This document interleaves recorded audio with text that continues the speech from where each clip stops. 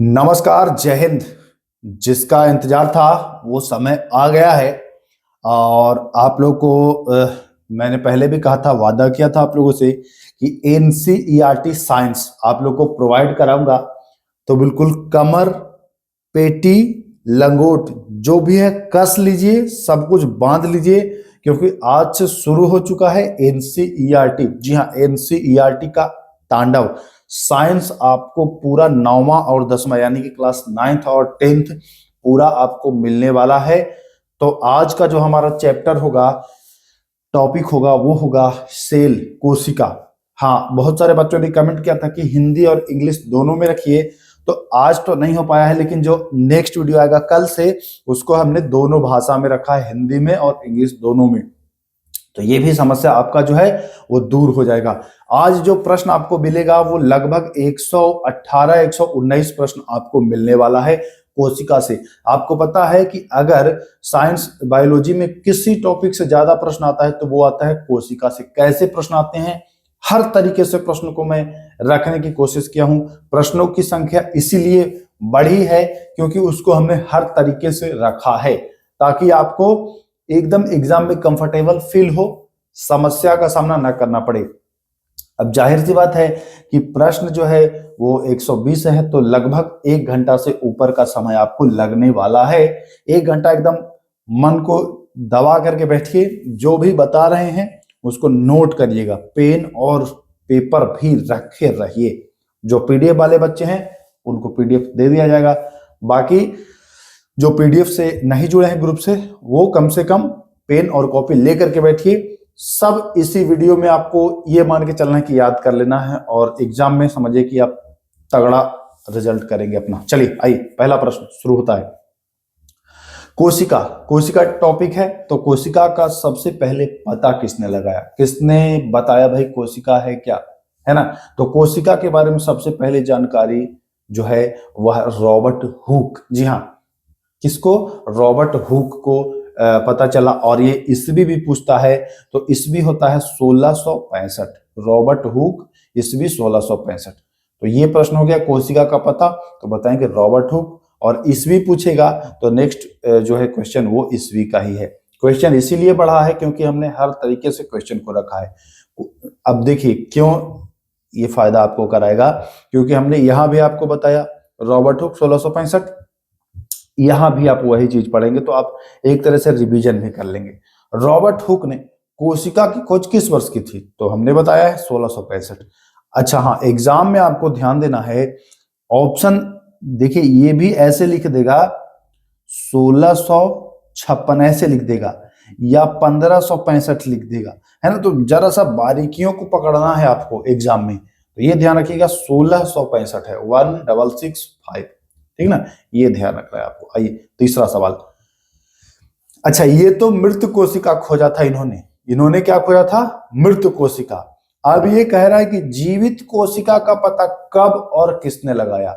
तो यहां पर तो आपको लगेगा कि 1665 रॉबर्ट हुक सही है, लेकिन ये सही नहीं है। मैं इसलिए कह रहा हूं कि हर प्रश्न को एकदम बारीकियों को समझिएगा। एनसीईआरटी पढ़ना इसीलिए कठिन होता है क्योंकि बच्चे बारीकियों को नहीं समझ पाते हैं।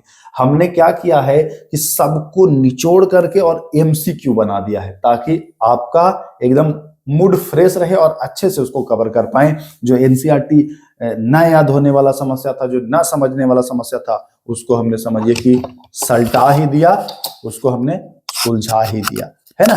तो चलिए अब आते हैं अगले सवाल पर। अगला सवाल देखिए क्या कह रहा है। आइए अगला सवाल। तो इसका पहले आंसर जान लीजिए। तो इसका होगा ए बी ल्यूवेनहॉक, यानी कि एंटोनी वॉन ल्यूवेनहॉक, जिन्होंने 1674 ईस्वी में जीवित कोशिका की खोज की थी। तालाब में से एक जीवित कोशिका की खोज की थी, तो ध्यान रखिएगा। और जो मृत कोशिका था वो कार्क कोशिका से उसने खोज किया था, तो ये भी ध्यान रखिएगा। आइए, अब कोशिका तो खोज दिया गया 1665 में, किसने, तो 1665 में हुक ने, 1674 में मतलब 9 साल बाद, तो 9 साल बाद ल्यूवेनहॉक ने। लेकिन कोशिका में केंद्रक, केंद्रक किसने खोजा है, तो केंद्रक अलग व्यक्ति खोजा है। रॉबर्ट नाम है, लेकिन ये ब्राउन, रॉबर्ट ब्राउन ने खोजा है। और ये 1831, मतलब कि 1674 के बाद सीधे 1831, कितना 26 साल उधर, 100 साल और 31 साल, मतलब कि 157 साल लगभग आपका बाद खोजा गया कोशिका में केंद्रक। सोच लीजिए कितना पुराना, मतलब बहुत बाद खोजा रॉबर्ट ब्राउन। तो ध्यान रखिएगा, केंद्रक पूछे तो बताएंगे केंद्रक ब्राउन, ठीक है ना, केंद्रक ब्राउन, ये ध्यान रखना है, केंद्रक ब्राउन। चलिए आइए, कोशिका में स्थित तरल जैविक पदार्थ को जीव द्रव्य नाम किसने दिया? कोशिका जो होता है ना, उसमें लिक्विड होता है, लिक्विड फॉर्म में होता है, ऐसे ऐसे भरा हुआ, इसको जीव द्रव्य कहते हैं। क्या कहते हैं? जीव द्रव्य। तो जीव द्रव्य पूछता है, सीधा एग्जाम में पूछेगा कि जीव द्रव्य का नामकरण किसने किया था, तो बताएंगे पुरकिंजे। क्या बताएंगे? पुरकिंजे। जीव द्रव्य का जो नामकरण किया गया था वह पुरकिंजे के द्वारा किया गया था। अगर आप चाहते हैं कि कोशिका का थ्योरी क्लास हो तो चाहने से कुछ नहीं होगा, क्योंकि अब समय कम है। अब थ्योरी अगर करने लगेंगे तो 2-4 ही वीडियो मैं दे पाऊंगा, बाकी सब आपका छूट ही जाएगा। तो आपको बस पास होना है कि नहीं? अगर बाकी थ्योरी पढ़ना होगा तो बिहार एसआई एग्जाम के बाद आप पढ़िएगा, अच्छे से क्लास करा दूंगा।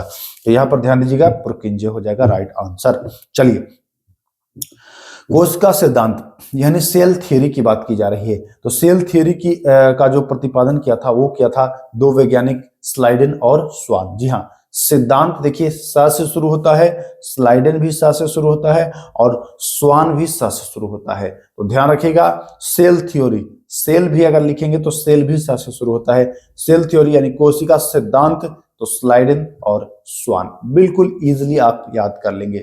जब आप एक बार रिवीजन करेंगे ना इसको, तो देखिएगा, एक बार रिवीजन करिएगा।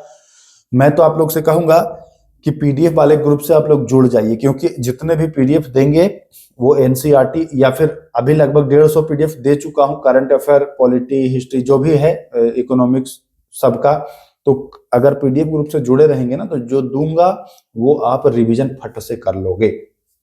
पीडीएफ से जुड़ने के लिए मात्र आपको 99 पे करना है और आप टेलीग्राम वाले पीडीएफ से जुड़ जाएंगे, ठीक ना। ये केवल बिहार दरोगा के लिए, ये बाद में फिर ये बंद कर दिया जाएगा पीडीएफ वाला। आइए, कोशिका सिद्धांत को आगे बढ़ाकर यह किसने बताया कि सभी कोशिकाएं पूर्ववर्ती कोशिका से बनती है? थोड़ा सा ध्यान रखिएगा, अभी आपको हमने बताया कि कोशिका सिद्धांत, स से सिद्धांत और स से स्लाइडेन और स्वान, लेकिन थोड़ा सा उसको डेवलप किया और बढ़ाया और बताया कि सभी जो कोशिकाएं होती हैं यह पूर्ववर्ती कोशिका से बनती है। तो ये विर्चो ने बताया। किसने? विर्चो ने बताया। तो ध्यान रखिएगा, विर्चो राइट आंसर हो जाएगा। क्लियर है ना? चलिए 8वां सवाल, एक कोशिकीय जीव की उदाहरण है। अच्छा, एक कोशिकीय, कुछ जीव जो है जिसमें केवल एक ही कोशिका है और वो जीव है। जैसे मानव में तो बहुत सारी कोशिकाएं हैं, भैंस, गाय, जानवर, पेड़ पौधा, इसमें तो बहुत सारी कोशिकाएं हैं। लेकिन कुछ ऐसे जीव हैं जिसमें केवल एक ही कोशिका है, सिंगल सेल, है ना, इसलिए उसको सिंगल सेलुलर भी कहते हैं। तो ध्यान रखिएगा, एक कोशिकीय जीव के उदाहरण, तो अमीबा जो है एक कोशिकीय जीव है, और क्लेमाइडोमोनास ये भी एक कोशिकीय जीव का उदाहरण है। बैक्टीरिया, कुछ बैक्टीरिया भी एक कोशिकीय जीव में आते हैं और पैरामीशियम भी आते हैं।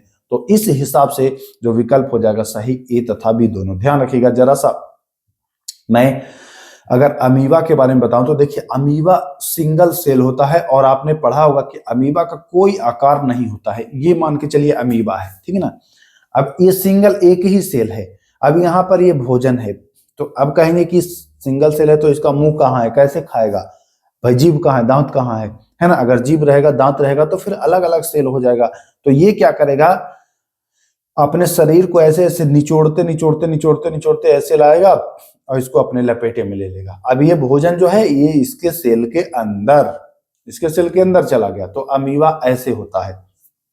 अब ये पूछता है एग्जाम में प्रश्न कि अमीबा का जो ये भोजन करने का जो ये प्रोसेस है इसको क्या कहते हैं? तो इसको क्या कहते हैं, देखिए पहले तो 2-3 चीज समझ लीजिए। ये जो भोजन करता है और ये जैसे यहाँ से चल के आया है ना, ये चल के आया, यहाँ से चल के आया, तो ये चल के आना पूछता है। 2-3 प्रश्न यहाँ पर बनेगा कि चल के आता है तो कैसे चलता है, इसका चलन अंग क्या है? तो इसका चलन अंग है पादाभ। क्या है? पादाभ, पैर है नहीं, पादाभ, याद रखिए, पादाभ। पादाब, या पादाब ऑप्शन में न रहे तो विकल्प रहेगा छदम पांव, क्या छदम पांव, ठीक ना। तो ध्यान रखिएगा छदम मतलब झूठा, पांव मतलब पैर, पैर है नहीं लेकिन छदम पांव, ध्यान रखिएगा। इसी को आप स्यूडोपोडिया भी कहते हैं, क्या कहते हैं, स्यूडोपोडिया। तो ये तीनों चीज ध्यान आपको रखना है, ठीक। तो ये सी ऑप्शन सही हो जाएगा। आइए अगला सवाल, कोशिका की सबसे बाहरी परत जो कोशिका के घटकों को बाहरी पर्यावरण से अलग करती है। कह रहा है कोशिका का सबसे बाहरी परत, ये सेल है, तो इसका जो बाहरी परत बताइए जो कोशिका के घटकों को बाहरी पर्यावरण से, जो कोशिका में घटक होते हैं उनको बाहरी पर्यावरण से अलग करता है, तो वो होता है कोशिका झिल्ली, या उसी को प्लाज्मा झिल्ली कह देंगे। केंद्रक झिल्ली नहीं, केंद्रक झिल्ली जैसे देखिएगा, ध्यान समझिएगा, ये कोशिका है ना, तो कोशिका पर ये झिल्ली होता है, जो कोशिका में जो भी चीजें हैं उसको बाहरी पर्यावरण से ये अलग कर दिया। कोशिका के अंदर के केंद्रक होता है और केंद्रक के पास भी एक झिल्ली होता है, ठीक ना। तो यहाँ पर दो प्रश्न बनता है कि बाहरी पर्यावरण से कोशिका को अलग करता है, तो ये हो जाएगा कोशिका का झिल्ली। और पूछता है कि कोशिका द्रव से केंद्रक को मतलब अलग किया है, तो ये हो जाएगा केंद्रक झिल्ली। ये इसमें लिक्विड भरा हुआ, ये इसमें, तो ये कोशिका द्रव होगा, कोशिका द्रव। और बीच में एक जो बिंदी है, ये जो लाल वाला जो बिंदी दिख रहा है, ये है क्या, केंद्रक। तो केंद्रक और ये कोशिका द्रव से अलग कर रहा है कौन, तो ये केंद्रक झिल्ली। पॉइंट को अच्छे से अगर समझ गए तो भूलेंगे नहीं। तो यहां पर आपको क्या कह रहा है, बाहरी परत जो कोशिका के घटकों, तो बाहरी परत यही वाला है ना, तो ये कोशिका का झिल्ली है। कहां गया, हाँ कोशिका का झिल्ली है। अच्छा कह रहे होंगे कोशिका भित्ति, कोशिका भित्ति सब में नहीं पाया जाता है, ये केवल पादप में पाया जाता है, जंतु में नहीं पाया जाता है कोशिका भित्ति। आइए, कोशिका के अंदर पदार्थों का आना जाना मुख्यतः किसके द्वारा होता है, तो कोशिका के अंदर पदार्थों का आना जाना, जैसे अभी देखा आपने कि झिल्ली है, तो झिल्ली से कैसे बाहर पदार्थ निकलेगा, है ना, तो ये विसरण के माध्यम से निकलेगा। किसके माध्यम से, विसरण के माध्यम से। अच्छा किसी क्वेश्चन में डाउट होगा तो कमेंट कर दीजिएगा कि प्रश्न संख्या फला डाउट है ना, आपको नेक्स्ट वीडियो में क्लियर कर दिया जाएगा। वैसे डाउट की संभावना नहीं है, क्योंकि सारे पॉइंट जो है वो एनसीईआरटी से डायरेक्ट उठाए गए हैं। हो सकता है तब भी एक आध क्वेश्चन हो जाए बाय मिस्टेक, है कि नहीं, क्योंकि एनसीईआरटी में भी कुछ चीजें जो है गड़बड़, तो उसके लिए मतलब मैं कसम नहीं खा रहा हूं कि, लेकिन जो भी होगा कमेंट करिएगा तो फिर उसका निदान किया जाएगा। आइए, प्लाज्मा झिल्ली मुख्यतः बनी होती है, तो प्लाज्मा झिल्ली किसकी बनी होती है, प्रोटीन की बनी होती है, और साथ ही साथ लिपिड भी होता है। तो देखिए विकल्प, हमको बेहतर विकल्प चुनना है ना, तो हम डी विकल्प चुनेंगे, लिपिड तथा प्रोटीन। अब एग्जाम में क्या होता है कि मान के चलिए कि आप याद किए कि प्लाज्मा झिल्ली प्रोटीन, तो जैसे ही एग्जाम में आएगा प्रोटीन, मार के भाई साहब तुरंत गोला करके एकदम आगे, अरे बड़ा हल्का हल्का पूछा था, जब घर आएंगे मिलाएंगे तो मैं बताऊंगा लिपिड तथा प्रोटीन, तो कहेंगे लो हो गया चौपट, है ना। तो चौपट नहीं होना है, आपको ध्यान रखना है। आइए चलिए 12वां सवाल है, अमीबा अपना भोजन किस प्रक्रिया के द्वारा, तो हमने अभी बताया कि अमीबा जो है वो स्यूडोपोडिया या छदम पांव या फाल्स क्या बताया, छदम पांव बताया था ना, या स्यूडोपोडिया बताया था, या छदम पांव या पादाब बताया था, ठीक। और लेकिन इसकी प्रक्रिया शायद मैं नहीं बताया था, तो ध्यान रखिएगा उसकी जो प्रक्रिया है वो है एंडोसाइटोसिस। ध्यान रखिएगा, एंडो मतलब देखिए ध्यान समझिएगा, ये अपने अंदर ही ले लेता है ना ये भोजन को घूम घूम के, तो ध्यान रखिएगा एंडोसाइटोसिस।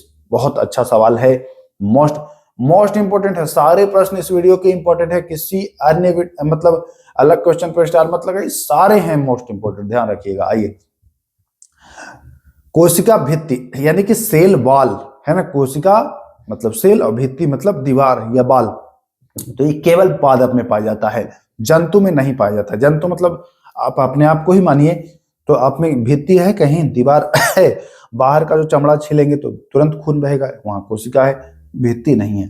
पेड़ में आप देखते हैं कि छिलका छाल होता है, वो भित्ति होती है, तो भित्ति पादप कोशिका में। और अगर कहे कि कोशिका झिल्ली, तो झिल्ली दोनों में होगा, झिल्ली कोशिका का मैं बताया कि कोशिका पर एक झिल्ली होता है, तो ये झिल्ली दोनों में होगा, पादप में भी और जंतु में भी, तो ध्यान रखिएगा।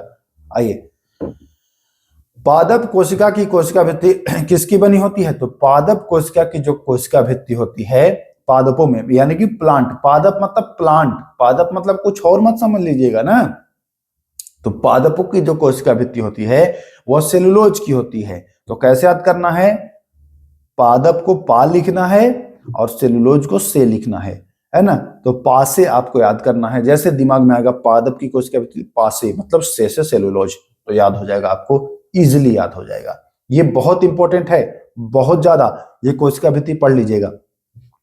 आइए, केंद्रक झिल्ली जो होती है, केंद्रक झिल्ली, जैसे हमने अभी क्या बताया था, ये होता है कोशिका। कोशिका के बाहर एक झिल्ली होती है, इसको हम कोशिका झिल्ली कहते हैं। कोशिका में एक देखिएगा केंद्रक होता है, ये ऐसे केंद्रक हो गया। अब केंद्रक के ऊपर भी एक झिल्ली होगी, ऐसे, ये केंद्रक के ऊपर भी एक झिल्ली होगी। आप पूछता है कि केंद्रक के ऊपर जो झिल्ली होती है यह कितने लेयर की होती है? तो ये डबल लेयर की होती है, ये वाला ध्यान रखिएगा। केंद्रक वाली जो झिल्ली होती है ये डबल लेयर की झिल्ली होती है, क्योंकि ये देखिए यहाँ पर बहुत सारे द्रव भरे हैं और इनको केंद्रक से अलग करना है, तो ये डबल झिल्ली होती है। तो देखिए, बहुत गहराई से इस प्रश्न को उठाया हूं और ये पूछता है कि केंद्रक की जो झिल्ली होती है यह कैसी होती है? तो बताएंगे कि दोहरी झिल्ली होती है। कैसी होती है? दोहरी झिल्ली। बहुत इंपॉर्टेंट है, ये ध्यान रखिएगा। केंद्रक में दोहरी, द केंद्रक में द लगा है, द से दोहरी याद रखिएगा, बस याद रखिएगा, किसी तरह से भूलिएगा। क्रोमोसोम स्थित होते हैं। क्रोमोसोम कहाँ होता है?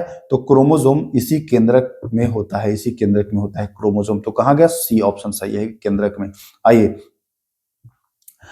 कोशिका विभाजन जब होता है तो उस समय केंद्रक कैसा होता है? केंद्रक, क्रोमोसोम, सॉरी, कोशिका विभाजन जब होता है, सेल डिवीजन जब होता है, तो इस समय क्रोमोसोम जो होता है वो छड़नुमा दिखाई देता है, छड़नुमा दिखाई देता है ना। तो ध्यान रखिएगा, ये प्रश्न बहुत इंपॉर्टेंट है। छड़नुमा जब विभाजन होगा, बटेगा। अच्छा, जैसे आप समझिएगा, किसी चीज को आप विभाजन करेंगे तो ऐसे ये बीच से फाड़ेंगे ना, तो ये छड़, आप बस इमेज बना लीजिए कि ये छड़ टाइप का आपको दिखेगा, बीच से कटेगा तो ये ध्यान रखिएगा। आइए, जिन जीवों की कोशिकाओं में केंद्रक झिल्ली नहीं होती है, अच्छा यहां पर ध्यान देखिएगा, अभी एक कोशिका है, इसमें केंद्रक है, अब केंद्रक की जो झिल्ली है वो दोहरी झिल्ली है। तो कुछ जीव जो है उनके केंद्रक पर झिल्ली नहीं होगा, वो झिल्ली विहीन होगा, वो झिल्ली होगा ही नहीं, ठीक ना। झिल्ली नहीं होगा यानी कि झिल्ली से पहले, यानी कि उसको प्रो वाला कहेंगे, प्रो माने पहले, झिल्ली से पहले ही है वो, प्रोकैरियोटिक कहेंगे। बहुत अच्छा सवाल है, नोट कर लीजिएगा। झिल्ली नहीं है यानी झिल्ली से पहले ही की बात है, और पहले की बात आए तो प्रो बताइएगा, प्रोकैरियोटिक। याद करने के लिए बहुत ही सिंपल। और जब झिल्ली होगी तो उसको यूकैरियोटिक। तो दो ही तरह के तो हैं, एक प्रोकैरियोटिक और एक यूकैरियोटिक।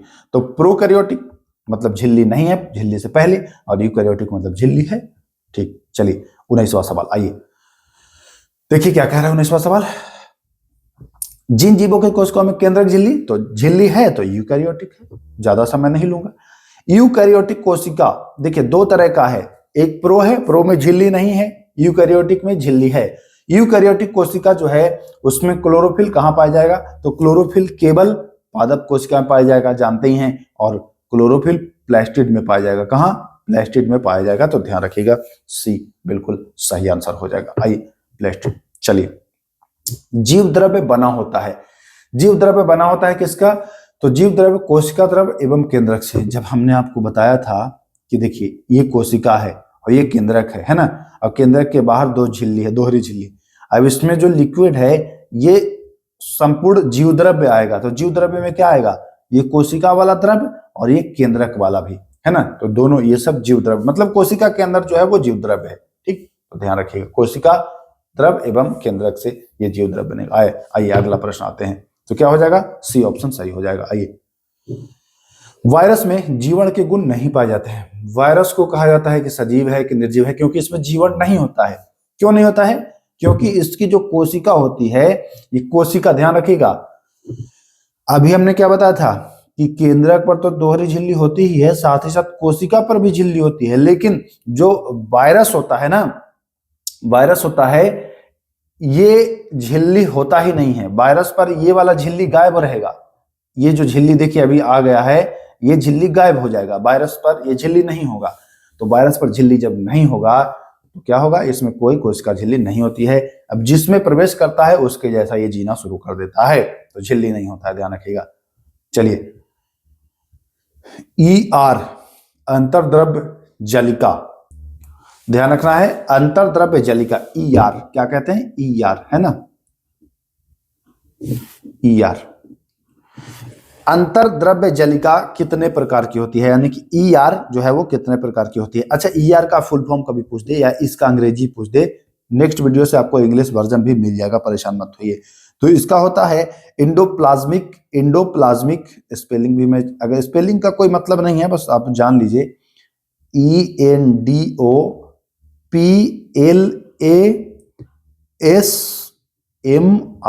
इंडोप्लाज्मिक रेटिकुलम, जी हाँ, रेटिकुलम, रेटिकुलम होता है इंडोप्लाज्मिक रेटिकुलम। तो ध्यान रखना है, इंडोप्लाज्मिक रेटिकुलम यह जो है यह कितने प्रकार का होता है, अंतर्द्रव्य जलिका।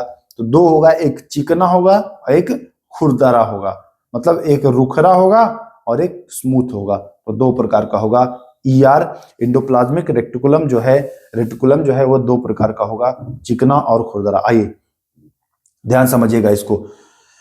जिस अंतर्द्रव्य जलिका यानी कि इंडोप्लाज्मिक रेटिकुलम पर राइबोसोम लगे होंगे तथा जहां प्रोटीन संश्लेषण होगा वो क्या कहलाएगा। तो ध्यान रखिएगा, दो तरह का ER है, एक ये है, ठीक है, और एक ये है ना। अब देखिए क्या कह रहा है कि जिस पर राइबोसोम लगा होगा, मान के चलिए कि इस पर क्या लगा होगा, ऐसे ऐसे छोटे छोटे छोटे छोटे राइबोसोम लगे होंगे तथा प्रोटीन संश्लेषण होगा। तो ये बताइए इन दोनों में कौन खुरदरा हो सकता है, आप इमेजिन करिए कौन खुरदरा होगा, सोचिए जरा। तो कहिएगा ये तो चिकना लग रहा है, यही खुरदरा होगा। तो जी हाँ, जब राइबोसोम लगा होगा तो वो होगा खुरदरी अंतर्द्रव्य जलिका। तो बी ऑप्शन सही हो जाएगा। बहुत अच्छा प्रश्न है, 24 नंबर पूछता है। चलिए, लिपिड तथा वसा अणुओं के निर्माण में सहायक ER कौन सा है। लिपिड तथा वसा अणुओं के निर्माण में जो सहायक है वो कौन सा है, तो वो होगा SER। SER मतलब स्मूथ, स्मूथ वाला। वहां प्रोटीन हो रहा था, यहां प्रोटीन हो रहा था, जिस पर राइबोसोम लगा था वो खुरदरी था, इधर वाला जो था वो स्मूथ था। तो लिपिड तथा वसा अणुओं का जो निर्माण में सहायता देता है वो SER देता है, स्मूथ देता है, स्मूथ अंतर्द्रव्य जालिका। ये अगला, कोशिका में प्रोटीन के परिवहन हेतु, बहुत इंपॉर्टेंट सवाल है, कोशिका में प्रोटीन के परिवहन हेतु नलिका तंत्र के रूप में कार्य करने वाला अंग है, कौन सा है भैया। तो प्रोटीन परिवहन, अभी मैं बताया ना कि राइबोसोम, ये ER जो है खुरदरी वाला, ये प्रोटीन से जुड़ा हुआ है और इस पर राइबोसोम होता है। तो ये क्या हो जाएगा, अंतर्द्रव्य जलिका होगा। कोशिका में, जो कोशिका है, ये सब कोशिका में ही है, कोशिका में प्रोटीन के परिवहन हेतु नलिका तंत्र, नलिका तंत्र मतलब छोटी छोटी नलियों के रूप में कार्य करता है ये अंतर्द्रव्य जलिका। चलिए, यकृत की कोशिकाओं में विषैले पदार्थ एवं दवाओं के निर्विषीकरण, यकृत जो यकृत है उसकी कोशिका में जो विषैले पदार्थ है उसको निर्विषीकरण मतलब कि जो उस जहरीला पदार्थ को अलग करना है, उसमें कौन सा काम करता है, तो उसमें स्मूथ वाला काम करता है, स्मूथ एंडोप्लाज्मिक रेटिकुलम काम करता है, यानी कि SER वहां भी काम करता है। SER का ध्यान रखिएगा। देखिए, खुरदरी वाला खाली प्रोटीन से जुड़ा रहता है, SER जो है स्मूथ वाला है, ये आपका वसा से जुड़ा रहता है। इसके अलावा जो निर्विषीकरण जो होता है उसको भी डिटॉक्सिक करता है, यही तो ध्यान रखिएगा। गोल्जी बॉडी का सबसे पहले वर्णन किसने किया था, तो गोल्जी नाम में भी है और इसका नाम है इटली के वैज्ञानिक कैमिलो गाल्जी। नाम याद रखिएगा, इटली के वैज्ञानिक कैमिलो गाल्जी, है ना। तो ध्यान रखना है, बहुत अच्छा प्रश्न है, इटली के वैज्ञानिक है कैमिलो गाल्जी। आइए, लाइसोसोम का निर्माण मुख्यतः किसके द्वारा किया जाता है। बहुत अच्छा सवाल है, ये कोई कर नहीं पाएगा, एग्जाम में आ गया ना तो मैक्सिमम लोग इसको छोड़ के चले जाएंगे। लाइसोसोम का निर्माण जो मुख्य रूप से होता है वो गोल्जी बॉडी या गोल्जी तंत्र, है ना, के द्वारा होता है। तो ध्यान रखिएगा, लाइसोसोम का निर्माण गोल्जी बॉडी या गोल्जी तंत्र के द्वारा होता है, तो ध्यान रखना है। चलिए आगे चलते हैं। इंडोप्लाज्मिक रेटिकुलम ER में संश्लेषित पदार्थों को पैक करता है, कौन पैक करने का काम करता है? तो पैकिंग का भी कार्य गोल्जी बॉडी ही करता है। पैकिंग जो करता है, पैकेजिंग करता है। लाइसोसोम का निर्माण तो कर ही रहा है, लेकिन जो ईआर में जो संश्लेषित पदार्थ है उसको भी पैक करता है ये गोल्जी बॉडी, गोल्जी तंत्र, ध्यान रखिएगा। आइए अगला सवाल, कोशिका का अपशिष्ट निपटान तंत्र कौन कहलाता है? कोशिका का अपशिष्ट निपटान तंत्र, तो देखिए अपशिष्ट, जो अपशिष्ट है कोशिका में उसको निपटाता है, हटाता है, साफ करता है, सफाई करता है, इसलिए इसको आत्महत्या की थैली भी कहते हैं और इसका नाम है लाइसोसोम। लाइसोसोम को आत्महत्या की थैली कहा जाता है। क्यों कहा जाता है? क्योंकि यह अपनी ही कोशिका का पाचन कर देता है। अपनी, जब विटामिन ए अधिक होता है ना इसमें, तो इसकी जो इसमें जो मतलब ये जो लाइसोसोम है इसकी अम्लीय ये होता है, एसिडिक प्रवृत्ति का होता है, और इसमें जब विटामिन ए होता है तो ये फटता है और फट के अपने ही कोशिका का पाचन कर देता है, मतलब जो अपना कोशिका है उसी को ये समाप्त कर देता है, इसलिए इसको आत्महत्या की थैली भी कहते हैं।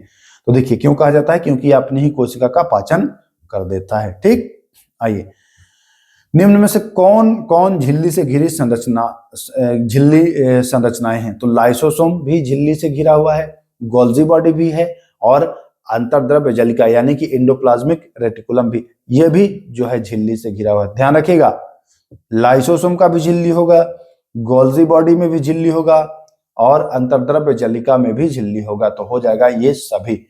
हमने बताया कि इटली के वैज्ञानिक कैमिलो गाल्जी ने इसको खोज किया था 1843 में, तो ध्यान रखिएगा, आ ही गया प्रश्न। गोल्जी उपकरण की खोज किसने? 1843 में। आइए, कैमिलो गाल्जी, ये भी प्रश्न ध्यान रखने योग्य है। कैमिलो गाल्जी ने गाल्जी बॉडी की खोज की थी, लेकिन ये ब्लैक रिएक्शन विधि में किस घोल का उपयोग किया था? इन्होंने एक ब्लैक रिएक्शन विधि का प्रयोग किया था। इसमें इन्होंने सिल्वर नाइट्रेट का प्रयोग किया था। किसका? Silver nitrate. तो ये प्रश्न पूछेगा तो कैमिलो गाल्जी को सिल्वर नाइट्रेट से जोड़िएगा और साथ ही साथ ब्लैक रिएक्शन। चलिए, कोशिका का बिजली घर यानी कि power house, power house of the cell है ना, ऐसे पूछेगा, power house of the cell, तो माइटोकॉन्ड्रिया को कहते हैं, माइटोकॉन्ड्रिया को कहते हैं।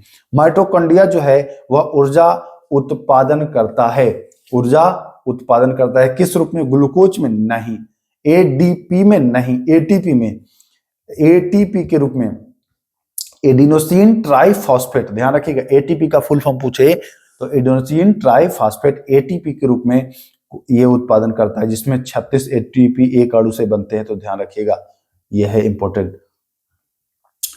माइटोकॉन्ड्रिया, अभी हमने बताया था कि माइटोकॉन्ड्रिया में क्या झिल्ली होती है? तो जी हाँ, माइटोकॉन्ड्रिया में तो झिल्ली होती है, लेकिन माइटोकॉन्ड्रिया में कैसे झिल्ली होती है? तो ध्यान रखिएगा, माइटोकॉन्ड्रिया, जैसे यहां पर आपने देखा था ये केंद्रक था ना, तो केंद्रक में क्या देखा था आपने कि भाई दो झिल्ली है, माइटोकॉन्ड्रिया में भी दो झिल्ली होगी।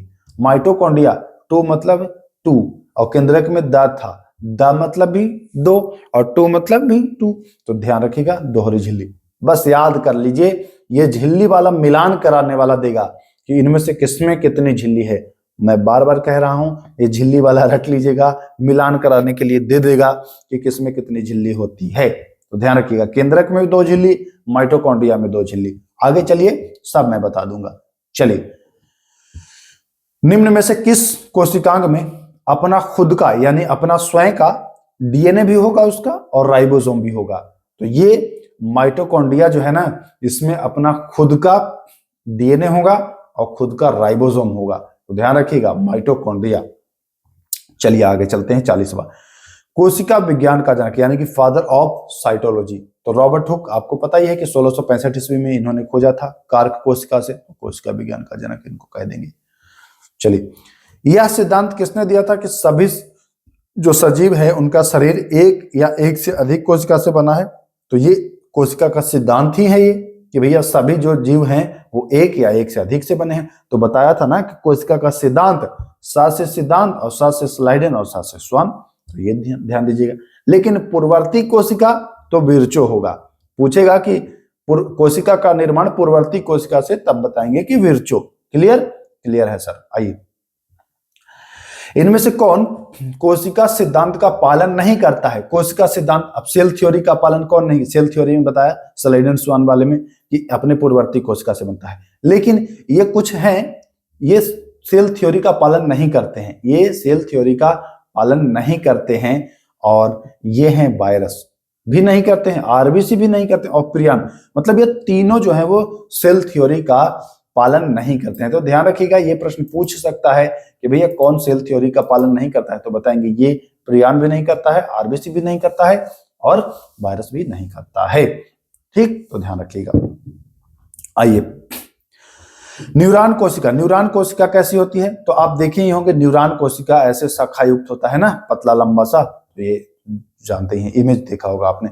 आरबीसी की आकृति कैसी होती है, आरबीसी की आकृति कैसी होती है भैया, तो देखिए आरबीसी की आकृति जो होती है वो होती है शाखान्वित। कैसी होती है, शाखान्वित होती है। तो ध्यान रखना है, आरबीसी की आकृति जो होगी वह शाखान्वित, ब्रांच टाइप का ऐसे ऐसे होगा आरबीसी की आकृति, तो ध्यान रखिए। लेकिन कहीं कहीं पे ये द्विवक्र भी देता है, तो अगर मानिए अगर गूगल पर चेक करेंगे तो द्विवक्र भी देता है आरबीसी की जो आकृति, तो द्विवक्र भी देता है। कुछ एनसीईआरटी में कहीं पर शाखान्वित का भी जिक्र किया है। बाकी आप सही आंसर द्विवक्र को मानिएगा, क्योंकि हो सकता है वो पुराना हो, तो नया अपडेट को भी ध्यान में रखना होता है। चलिए, बैक्टीरिया कोशिका की आकृति सामान्यतः, बैक्टीरिया कोशिका पूछ रहा है, तो बैक्टीरिया कोशिका जो होगा वो रोड शेप का होगा, छड़ाकार होगा, तो ये ध्यान दीजिएगा। आइए, परागकण की आकृति, परागकण की आकृति जो होगा वो गोल और कांटेदार होगा, परागकण का होगा कैसा, गोलाकार और कांटेदार, तो ध्यान रखिएगा। सबसे छोटी जीवित कोशिका, सबसे छोटी जीवित कोशिका, तो माइकोप्लाज्मा इंपॉर्टेंट है, ध्यान रखना है। सबसे छोटी जीवित कोशिका माइकोप्लाज्मा। अब आइए, मानव शरीर की सबसे छोटी, मानव शरीर की सबसे छोटी कोशिका, मतलब मानव शरीर जो है उसका सबसे छोटी, तो ये अंडाणु और शुक्राणु में एक होगा, और वो होगा शुक्राणु। ध्यान रखिएगा, शुक्राणु जो होगा वही सबसे छोटी कोशिका होगा, अंडाणु नहीं होगा। आइए, अंडाणु बड़ी कोशिका हो जाती है। प्रोकैरियोटिक कोशिका के संदर्भ में निम्न में से कौन सा कथन गलत है। प्रोकैरियोटिक, प्रो याद होगा ना, प्रो मतलब झिल्ली से पहले, झिल्ली नहीं होगी, तो इसमें कोशिका भित्ति पाई जाएगी, देखते हैं। इसमें केंद्रक का अभाव होगा, देखते हैं। इसमें बैक्टीरिया व नीलहरित शैवाल आते हैं, इसमें समसूत्री विभाजन होता है। प्रोकैरियोटिक में ध्यान रखिएगा, प्रोकैरियोटिक में समसूत्री विभाजन नहीं होता है, प्रोकैरियोटिक में समसूत्री विभाजन नहीं होता है, तो ध्यान रखिएगा। कोशिका भित्ति होगा, केंद्रक अभाव रहता है, केंद्रक अब जाने झिल्ली भी नहीं है, केंद्रक भी इसका गायब ही रहता है, और ये बैक्टीरिया और नीलहरित शैवाल इसके अंतर्गत आते हैं। और लेकिन इसमें समसूत्री विभाजन जो है वो नहीं होता है। क्या नहीं होता है, इसमें समसूत्री विभाजन जो है वो नहीं होता है, तो ध्यान रखना है, इसमें समसूत्री विभाजन नहीं होगा। इंपॉर्टेंट है ये सवाल, पूछ सकता है कि भैया क्या है इसका, तो ध्यान रखना है, समसूत्री विभाजन इसका नहीं होगा। ठीक, चलिए हम चलते हैं अगले सवाल की ओर। प्रोकैरियोटिक कोशिका में श्वसन तंत्र कहां पाया जाता है। प्रोकैरियोटिक कोशिका में देखिएगा, ये दोनों प्रश्न जो देंगे वो बहुत महत्वपूर्ण होगा, समझना है। पी से प्रोकैरियोटिक, और प्रोकैरियोटिक कोशिका में जो श्वसन तंत्र होगा वो पी से प्लाज्मा में होगा। प्रोकैरियोटिक में श्वसन तंत्र होगा प्लाज्मा में, और यूकैरियोटिक पूछे तो माइटोकॉन्ड्रिया बताएंगे। प्रोकैरियोटिक प्लाज्मा श्वसन तंत्र, यूकैरियोटिक माइटोकॉन्ड्रिया। देखिए, यूकैरियोटिक तो माइटोकॉन्ड्रिया, ये भी ध्यान देना है आपको। आइए, प्रोकैरियोटिक कोशिका के संदर्भ में कौन सा कथन गलत है, गलत कथन आपको छांटना है। तो प्रोकैरियोटिक कोशिका में लैंगिक जनन नहीं होता है, प्रोकैरियोटिक कोशिका में लैंगिक जनन नहीं होता है। बाकी राइबोसोम 70 होता है, केवल एक गुणसूत्र होता है। हमने झिल्ली पहले ही बता दिया कि केंद्रक झिल्ली, केंद्रक भी नहीं होगा, झिल्ली क्या होगा, तो ये भी ध्यान देना है। लैंगिक जनन वाला इसका गलत कथन है, इसमें लैंगिक जनन नहीं होता है, बाकी सब सही कथन है, हमें गलत छांटना था। आइए, यूकैरियोटिक के संदर्भ में कौन सा कथन सही है, सही छांटना है, सही कथन छांटना है। देखिए, हमने अभी क्या बताया, प्रोकैरियोटिक में प्लाज्मा झिल्ली में होता है, लेकिन यहाँ यूकैरियोटिक में, ये तो गलत कथन है, हमें तो सही छांटना है। इसे प्रारंभिक कोशिका कहते हैं, नहीं, प्रारंभिक कोशिका प्रोकैरियोटिक को कहते हैं, तो ये भी गलत हो गया। अब पहला ऑप्शन है, इसमें रिक्तिका अनुपस्थित होता है, तो जी नहीं, रिक्तिका इसमें उपस्थित होता है। यूकैरियोटिक में रिक्तिका होता है उपस्थित, वैक्यूल्स होता है उपस्थित, यानी प्रकाश संश्लेषण तंत्र हरित लवक में होता है। यूकैरियोटिक में प्रकाश संश्लेषण होगा जो क्लोरोफिल में होगा, तो ध्यान रखिएगा, क्लोरोप्लास्ट। आइए, हरित लवक, यानी क्लोरोप्लास्ट कहाँ पाया जाता है? क्लोरोप्लास्ट, अच्छा क्लोरोप्लास्ट उसको हरे की जरूरत है, तो हरा क्या आदमी को जरूरत है क्या? आप में पत्तियां हैं? नहीं ना, केवल पादप होगा ना, केवल पादप में। क्लोरोप्लास्ट केवल पादप में, ध्यान रखिएगा। कोशिका झिल्ली पाई जाती है, मैंने शुरुआत में ही बताया था कि कोशिका का जो भित्ति है, बाल है, जो दीवार है, वो केवल पादप में होगा, लेकिन जो झिल्ली है, ऐसे जो झिल्ली है वो दोनों में होगा। तो यहां झिल्ली कह रहा है, तो पादप तथा जंतु दोनों में। आइए, राइबोसोम पाया जाता है। राइबोसोम कहां पाया जाता है? पादप में और जंतु दोनों में। राइबोसोम कहां? तो दोनों में, झिल्ली हो राइबोसोम हो, ये दोनों में पाए जाएंगे, तो ध्यान रखना है। आइए, केंद्रक झिल्ली कहां पाया जाएगा? केंद्रक झिल्ली मैंने अभी बताया, जब कोशिका है तो केंद्रक होगा और इसका झिल्ली होगा, ये दोहरी झिल्ली होती है। तो ये भी पादप में भी और जंतु दोनों में झिल्ली हो गया, और झिल्ली यानी केंद्रक का झिल्ली और कोशिका का झिल्ली, झिल्ली वाला दोनों पाया जाएगा।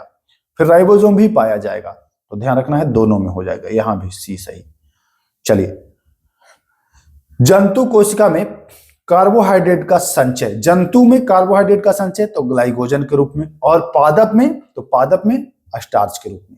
पादप में किसके रूप में? तो देखिए ये है पादप में, तो पादप में बताएंगे स्टार्च के रूप में, जंतु में ग्लाइकोजन के रूप में। क्लियर है ना?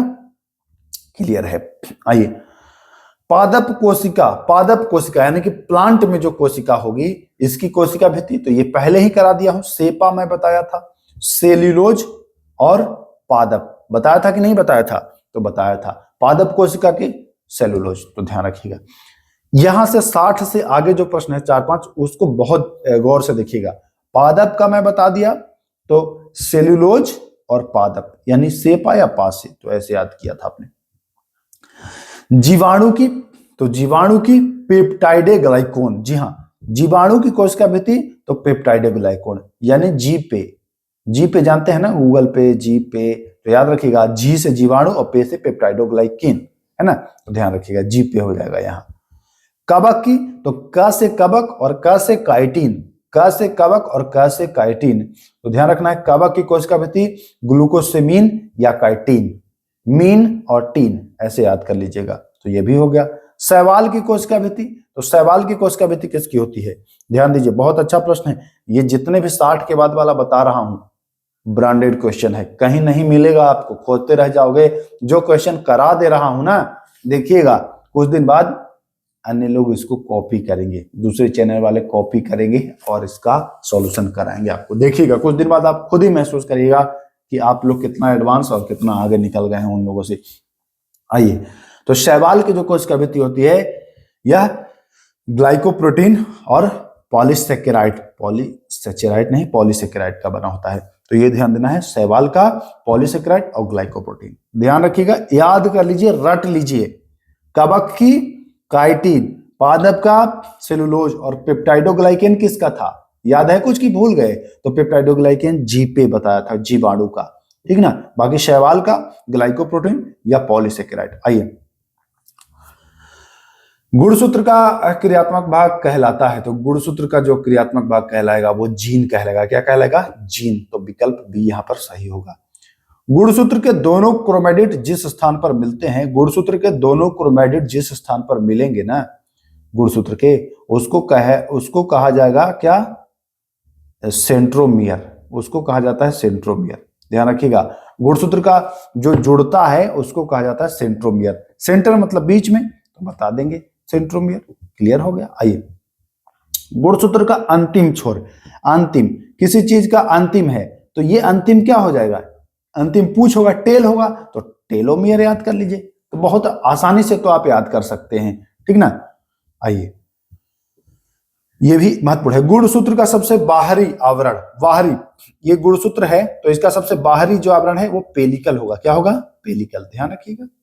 डीएनए का पूर्ण रूप, तो बहुत बार पूछा गया है, डीऑक्सी राइबो न्यूक्लिक एसिड। जी हाँ, आरएनए में राइबो न्यूक्लिक होता है, ये आरएनए का होता है, लेकिन डीएनए जब लगता है तो राइबो रहता है, डीऑक्सी अलग से लग जाता है। ये मत खाली समझ लीजिएगा डीऑक्सी न्यूक्लिक एसिड, नहीं, डीऑक्सी राइबो न्यूक्लिक एसिड, तो ये होगा बी ऑप्शन सही होगा इसका।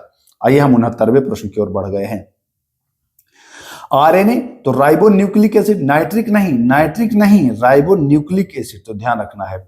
आइए, वर्ष 1953 में डीएनए की द्विकुंडली संरचना, डीएनए की जो द्विकुंडली संरचना है, द्विकुंडली आपको दिख रहा है द्विकुंडली वाला, तो ये द्विकुंडली संरचना किसने दिया था? तो द्विकुंडली है तो दो नाम आपको याद रखना होगा, जेम्स वाटसन और फ्रांसिस क्रिक। वाटसन ने 53 में और क्रिक ने 54 में, ये दोनों ने दिया था, तो ध्यान रखिएगा द्विकुंडली संरचना वाटसन और क्रिक। चलिए आइए, अभी हमने बताया था अब कि कौन दोहरी झिल्ली वाला है और कौन सिंगल झिल्ली वाला है, तो ध्यान रखिएगा, या कौन झिल्ली नहीं है। तो आ जाइए, बहुत अच्छा सवाल है, 71वां प्रश्न। आ जाइए, बहुत शानदार सवाल है ये, यहां से प्रश्न आपको बनेगा, यहां से प्रश्न आएगा और इस वाले क्वेश्चन को अच्छे से समझिएगा। देखिए, कह रहा है निम्न से कौन दोहरी झिल्ली से बना नहीं होता है, दोहरी से नहीं बना होता है। मैंने आपको बता दिया था कि ये केंद्रक जो है ये भी दोहरी झिल्ली का होता है, केंद्रक जो है वो दोहरी झिल्ली का होता है, ठीक। और माइटोकॉन्ड्रिया भी दोहरी झिल्ली का होता है, प्लाज्मा झिल्ली भी दोहरी झिल्ली का होता है, न्यूक्लियर मेम्ब्रेन यह भी दोहरी झिल्ली का होता है, क्लोरोप्लास्ट भी दोहरी झिल्ली का होता है, लाइसोसोम जो है ना यह सिंगल झिल्ली का होता है, एक झिल्ली होता है इसमें, लाइसोसोम। तो ध्यान रखना है, एक लाई, बस याद रखना है आपको, एक लाई यानी लाइसोसोम एकल झिल्ली का होता है। यह प्रश्न मोस्ट इंपोर्टेंट है, रट लीजिए 71 नंबर, लाइसोसोम। आइए, निम्न में से कौन एकल झिल्ली का नहीं होता है? एकल झिल्ली का नहीं होता है यानी कि दोहरी झिल्ली का होता है। तो अभी तो आपको बताया कि माइटोकॉन्ड्रिया और प्लाज्मा झिल्ली ये दोहरी झिल्ली का होता है, एकल झिल्ली से नहीं है यानी कि दोहरी झिल्ली से है। तो यहां देखिए, ये हो जाएगा राइट आंसर। अब ध्यान दीजिए, लाइसोसोम सिंगल झिल्ली, गाल्जी बॉडी सिंगल झिल्ली, रिक्तिका सिंगल, एंडोप्लाज्मिक रेटिकुलम भी सिंगल, बाकी ये दोहरी झिल्ली का हो जाएगा। आइए, मिलान करना है, करेंगे, क्यों नहीं करेंगे, मिलान कराएंगे। ये अभी आपको मैं बताया था, पादप कोशिका की जो भित्ति होगी वो किसकी होगी? तो पादप से सेलुलोज, यानी कि ए में आ जाएगा क्या? 2 आ जाएगा, ये आ जाएगा। जीवाणु की कोशिका तो मैं बताया था जी पे, यानी जीवाणु पेप्टाइडोग्लाइकेन, तो बी का क्या हो जाएगा? बी का हो जाएगा 1, ठीक हो गया। कवक की कोशिका भित्ति में बताया था काइटिन, काइटिन यह ग्लूकोसेमीन, तो सी का सी, ठीक। शैवाल की तो ग्लाइकोप्रोटीन और पॉलीसेकेराइड, तो डी का 4, तो 2 1 3 4 21 34 इसका राइट आंसर हो जाएगा। आप समझ गए होंगे, मुझे पूरा उम्मीद है। आइए, इनमें से कौन एकल कुंडली की संरचना है? तो अभी हमने बताया ना कि डीएनए की डबल संरचना, वाटसन और क्रिक बताया था कि नहीं। अब हमसे पूछ रहा है कि एकल कुंडली की संरचना, तो एकल कुंडली की संरचना किसकी होगी भैया? ऑप्शन देखिए, इसमें ऑप्शन क्या क्या है? डीएनए है, आरएनए है, प्रोटीन और एंजाइम है। तो आरएनए जो है वो एकल कुंडली की संरचना है, आरएनए राइबो न्यूक्लिक एसिड जो सिंगल कुंडली की संरचना होती है, ध्यान रखिएगा। आरएनए का मुख्य कार्य क्या होता है? तो आरएनए का मुख्य कार्य है, राइबो न्यूक्लिक एसिड का मुख्य कार्य है ये प्रोटीन का संश्लेषण, प्रोटीन का संश्लेषण। तो सी विकल्प यहां भी सही हो जाएगा। आइए, 76वां, जेनेटिक खोज, तो हरगोविंद खुराना, ध्यान रखिएगा। और भी साथ में लोग हैं, बाकी हरगोविंद का नाम आप याद रखिएगा। डीएनए का प्रमुख कार्य, आरएनए का है प्रोटीन संश्लेषण, डीएनए का प्रमुख कार्य है आनुवांशिक सूचना ट्रांसफर करना, तो जान ही गए होंगे। चलिए, यूकैरियोटिक कोशिका का मैन्युफैक्चरिंग एंड शिपिंग सेंटर किसे कहा जाता है? यूकैरियोटिक कोशिका का मैन्युफैक्चरिंग एंड शिपिंग सेंटर, तो ये पहले भी करा चुका हूं, पैकेजिंग का काम कर रहा था, ये गाल्जी बॉडी कर रहा था, गाल्जी कॉम्प्लेक्स कर रहा था। पादप कोशिका में गाल्जी उपकरण को डिक्टियोसोम भी कहते हैं, ध्यान रखिएगा, पूछेगा। पादप कोशिका में गाल्जी बॉडी को डिक्टियोसोम भी कहा जाता है, तो ध्यान रखना है आपको। आइए, निम्न में से कौन कोशिका का सचिव? बहुत अच्छा सवाल है, ये सारे प्रश्न आपको नहीं मिलेगा, एनसीईआरटी के अलावा ढूंढते रहेंगे, नहीं मिलेगा। इसको सचिव कहा जाता है। आपसे पूछेगा कि किसे कोशिका का सचिव कहा जाता है, तो आप कहेंगे कि लो, कहां से आ गया प्रश्न? तो ध्यान रखना है, कोशिका का सचिव जो कहा जाता है वो किसको कहा जाता है? तो वो गोल्जी उपकरण यानी गोल्जी बॉडी को ही कहा जाता है, ये है सचिव जी। आइए, लाइसोसोम में उपस्थित एंजाइम की प्रकृति जो है मैं पहले ही बता दिया हूं कि अम्लीय प्रकृति का होता है। कैसा? अम्लीय। लाइसोसोम का मुख्य कार्य क्या होता है? तो लाइसोसोम का मुख्य कार्य जो होता है, प्रोटीन संश्लेषण तो होता ही है, बाकी हमने क्या बताया था कि यह कोशिकाओं को साफ सफाई रखता है, अपशिष्ट पदार्थों को पचाता है, अपनी भी कोशिका को पचा देता है ये। तो ए भी होगा और सी भी होगा, यानी कि विकल्प डी सही हो जाएगा। यहाँ विकल्प डी सही हो जाएगा, ठीक ना। चलिए अगला, निम्न में से कौन दोहरी झिल्ली से घिरा होता है? दोहरी झिल्ली से घिरा होता है, हमने आपको क्या बताया था कि प्लाज्मा झिल्ली भी दोहरी झिल्ली से, न्यूक्लियर मेम्ब्रेन भी। अरे भाई, केंद्रक झिल्ली, न्यूक्लियर मेम्ब्रेन मतलब केंद्रक झिल्ली, ये दोहरी झिल्ली नहीं बताया था क्या? बताया तो था, लवक भी, न्यूक्लियर मेम्ब्रेन भी और प्लाज्मा झिल्ली भी, ये सभी है दोहरी झिल्ली से। लवक वही प्लास्टिड जो बता दिया हूं आपको। आइए, पादप कोशिका का रसोई घर। अच्छा, power house of the cell तो माइटोकॉन्ड्रिया था, लेकिन पादप कोशिका मतलब प्लांट सेल में, प्लांट सेल का रसोई घर, तो यहाँ कहाँ खाना बनता है? तो क्लोरोप्लास्ट। इजिली कर लेंगे आप, बहुत इजी है ये, कर लेंगे। नारंगी रंग का वर्णक तो कैरोटीन की वजह से, पीला पूछेगा तो जैंथोफिल की वजह से, है ना, ये भी ध्यान रखना है आपको।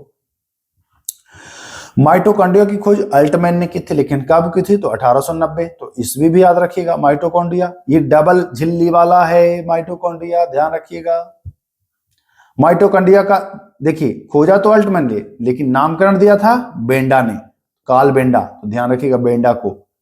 माइटोकॉन्ड्रिया होता है क्या? तो बता चुका हूं, दोहरी झिल्ली का होता है। इतनी बार करा दूंगा ना, रटा दूंगा ना कि एग्जाम में भूल जाओगे भाई, कैसे भूलना है दोहरी झिल्ली।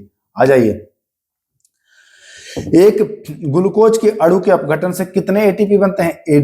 एडिनोसिन ट्राइफॉस्फेट, फुल फॉर्म भी याद रखिएगा, और 36 बनते हैं, लेकिन क्रेब्स चक्र के दौरान 34 बन जाते हैं। क्रेब्स चक्र के दौरान ही 34 बनते हैं, तो कहीं क्रेब्स चक्र पूछ दे तो 34 बताओगे। और ऐसे एक एटीपी के टूटने से, एक ग्लूकोज अणु के अपघटन से तो 36 एटीपी बनता है, ये भी बताओगे। चलिए, कोशिका को स्थिर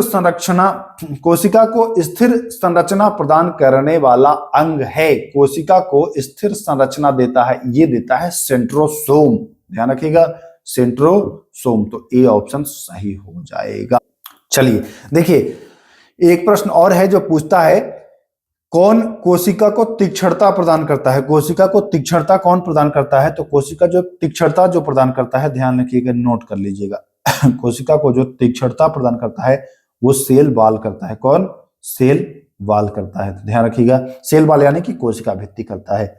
हम पीडीएफ में इसको ऐड कर देंगे, ध्यान रखिएगा।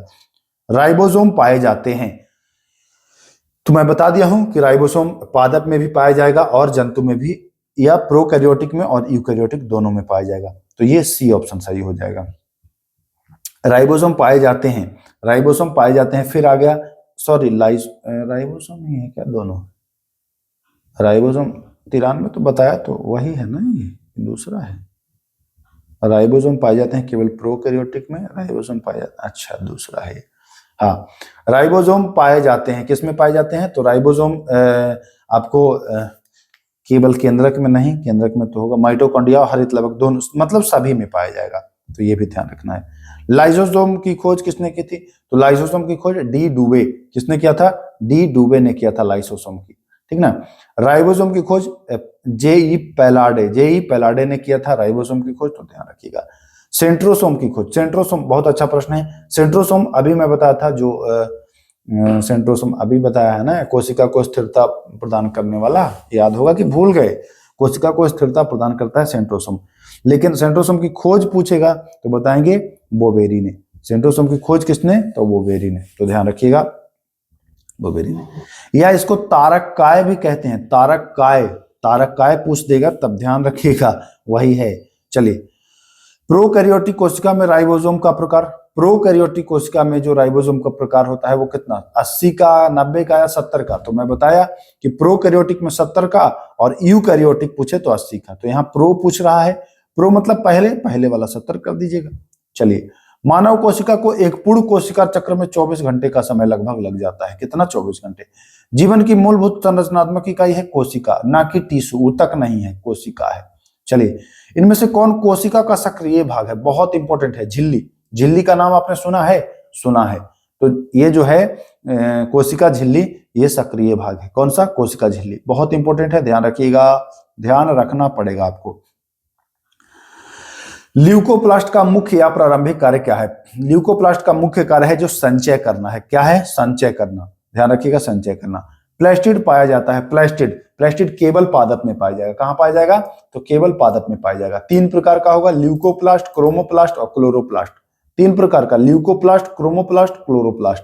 तो ये केवल पादप में, ध्यान रखना है, केवल पादप में। प्लास्टिड कितने प्रकार के? तो बताएंगे 3 प्रकार के। कितने प्रकार के? तो बताएंगे 3 प्रकार के, है ना, क्रोमोप्लास्ट, क्लोरोप्लास्ट और ल्यूकोप्लास्ट। क्रोमोप्लास्ट तथा ल्यूकोप्लास्ट किसके प्रकार हैं? तो क्रोमोप्लास्ट और ल्यूकोप्लास्ट ये किसके प्रकार हैं? ध्यान दीजिएगा, ऑप्शन है माइटोकॉन्ड्रिया। और तो ये क्या इतना इजी तो है, अभी प्लास्टिड के 3 प्रकार बताया ना, क्रोमोप्लास्ट, ल्यूकोप्लास्ट और क्लोरोप्लास्ट। तो क्यों इतना सोचना और विचारना? राइट आंसर पर आइए। जिस प्लास्टिड में क्लोरोफिल होगा उसको क्लोरोप्लास्ट कह देंगे। जिस प्लास्टिड में स्टार्च, तेल और प्रोटीन संश्लेषित होगा वह क्या होगा? स्टार्च, प्रोटीन और तेल। देखिए, क्लोरोफिल होगा तो क्लोरोप्लास्ट होगा, स्टार्च, तेल होगा तो उसको ल्यूकोप्लास्ट कह देंगे। इजी है, कोई दिक्कत नहीं है। आइए, माइटोकॉन्ड्रिया की तरह बाहरी संरचना किसकी होती है? माइटोकॉन्ड्रिया में अपना डीएनए होता है, अपना राइबोसोम होता है। उसी प्रकार प्लास्टिड में भी अपना डीएनए होता है, अपना राइबोसोम होता है। तो प्लास्टिड याद रखिएगा। चलिए आइए, निम्न में से किसमें अपना स्वयं का डीएनए और राइबोसोम? तो बता दिया, प्लास्टिड में और माइटोकॉन्ड्रिया, यानी कि सी ऑप्शन। देखिएगा कितना बेहतरीन तरीके से क्वेश्चन को लाया हूं ना, कि अगर एक बार पढ़ लेंगे तो फिर आप मतलब भूलना तो दूर की बात हो जाएगी। आइए, पादप कोशिका को स्फीति जो है वो या कठोरता कौन प्रदान करता है? स्फीति और कठोरता कौन प्रदान करता है पादप कोशिका को? तो देखिए, ध्यान दीजिएगा, यहां पर 2 चीज है। अगर सेल वॉल ऑप्शन में रहे तो जो तीक्ष्णता मैं बताया हूं वो इसी से मिलता जुलता प्रश्न है। पादप कोशिका को तीक्ष्णता तो सेल वॉल, और सेल वॉल ऑप्शन में ना रहे तो रिक्तिका या वैक्यूल करिएगा, वैक्यूल सही होगा। पादप कोशिका को स्फीति प्रदान करेगा वो सेल वॉल भी करेगा और रिक्तिका भी करेगा। तो ध्यान रखिएगा, यहां पर बहुत अच्छा सवाल है। कोशिका के अंदर प्रोटीन का संश्लेषण होता है। कोशिका के अंदर प्रोटीन का संश्लेषण, तो प्रोटीन का संश्लेषण होगा राइबोसोम पर। आपको याद होगा, शुरुआत में ही याद होगा, खुरदरी जो पढ़े थे एसईआर और एसीआर और आरईआर पढ़े थे, तो आरईआर पर आपको राइबोसोम मिला था और प्रोटीन मिला था, तो यही होगा राइबोसोम पर, ध्यान रखिएगा, याद होगा आपको। चलिए, कोशिका द्रव्य के विभाजन की प्रक्रिया को क्या कहते हैं? कोशिका द्रव्य के विभाजन की प्रक्रिया को क्या कहते हैं? तो कोशिका द्रव्य के विभाजन की प्रक्रिया को जो कहते हैं वह हम क्या कहेंगे? 4 ऑप्शन है, साइटोकाइनेसिस, कैरियोकाइनेसिस, माइटोसिस और मियोसिस। सही आंसर पर आपको लगाना है तो ये हो जाएगा आपको विकल्प सी हो जाएगा, साइटोकाइनेसिस। किनेसिस नहीं, साइटोकाइनेसिस। कोशिका द्रव्य के विभाजन की प्रक्रिया जो है वह साइटोकाइनेसिस कहलाएगा। 111 का सी हो जाएगा सही। आइए, क्रेब्स चक्र से भी पूछता है सवाल। कोशिका के किस भाग में क्रेब्स चक्र संपन्न होता है? कोशिका के किस भाग में? तो माइटोकॉन्ड्रिया में होता है। कहां? माइटोकॉन्ड्रिया। तो ध्यान रखिएगा, कोशिका के किस भाग में? क्रेब्स चक्र, माइटोकॉन्ड्रिया। माइटोकॉन्ड्रिया दोहरी झिल्ली का होता है, फिर मैं बता दे रहा हूं। आइए, क्रेब्स चक्र का प्रथम स्थायी उत्पाद, क्रेब्स चक्र का प्रथम स्थायी यानी फर्स्ट स्टेबल प्रोडक्ट क्या है? तो साइट्रिक अम्ल है। क्या है? साइट्रिक अम्ल है। तो ध्यान रखिएगा, क्रेब्स चक्र का साइट्रिक अम्ल है। क्रेब्स चक्र में प्रवेश करने वाला 2 कार्बन युक्त अणु कौन सा है? क्रेब्स चक्र में प्रवेश करने वाला तो ये है एसिटाइल। जी हाँ, एसिटाइल है, ध्यान रखिएगा, एसिटाइल COA। चलिए, एक ग्लूकोज के अणु को पूर्ण ऑक्सीकरण के दौरान क्रेब्स चक्र कितनी बार चलता है? क्रेब्स चक्र कितनी बार चलता है ग्लूकोज अणु में? तो ये 2 बार चलेगा। कितनी बार चलेगा? 2 बार चलेगा। रट लीजिएगा। क्रेब्स चक्र के एक चक्र में कितने NADH अणुओं का निर्माण होता है? तो एक बार में क्रेब्स चक्र में 3 अणुओं का निर्माण होता है। कितने का? 3 का निर्माण होता है। आइए, 117 प्रश्न। वह कौन सा एंजाइम है जो क्रेब्स चक्र और इलेक्ट्रॉन परिवहन श्रृंखला दोनों में भूमिका निभाता है? दोनों में भूमिका निभाता है, वह कौन सा एंजाइम है? तो वह है आइसोसाइटेट डिहाइड्रोजनेज। ठीक ना, ध्यान रखिएगा, आइसोसाइटेट डिहाइड्रोजनेज, ध्यान रखना है। प्रश्न पूछ सकता है, लेकिन मुझे लग रहा है कि आइसोसाइनेट नहीं होगा। जहां तक लग रहा है, 1 मिनट, ये संभवतः सक्सिनेट होना चाहिए।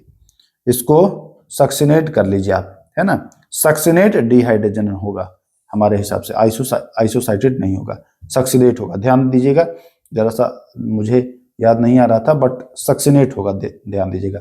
अगर गलत होगा तो कमेंट करिएगा, वैसे संभावना है गलत नहीं होना चाहिए।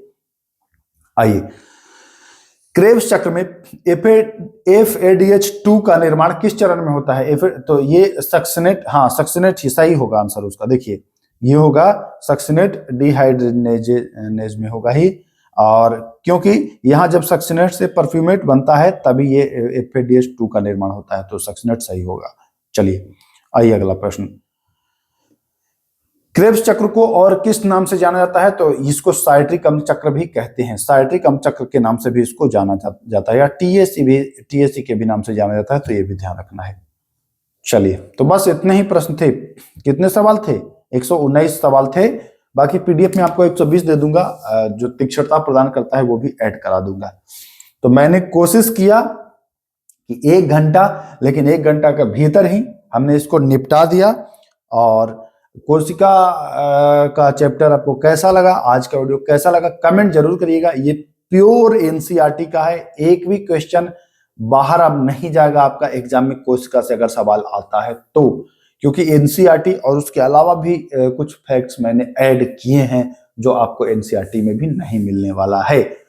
तो मुझे उम्मीद है कि आज का वीडियो आपको अच्छा लगा होगा और पसंद आया होगा। तो आप लोगों से एक दरख्वास्त है, विनती है, अगर शेयर करना चाहें तो कर दें, अपने दोस्तों को, अपने मित्रों को, अपने भाई को, जहां करना चाहते हैं कर दें, है ना। तो चलिए इजाजत चाहते हैं, फिर मिलेंगे। नेक्स्ट जो टॉपिक होगा वो होगा उत्तक टिश्यू, वो आपके साथ डिजिटल बोर्ड पर शेयर करेंगे, थोड़ा सा मुलाकात भी हो जाएगी डिजिटल बोर्ड पर। तो फिर मिलते हैं, तब तक के लिए नमस्कार, जय हिंद।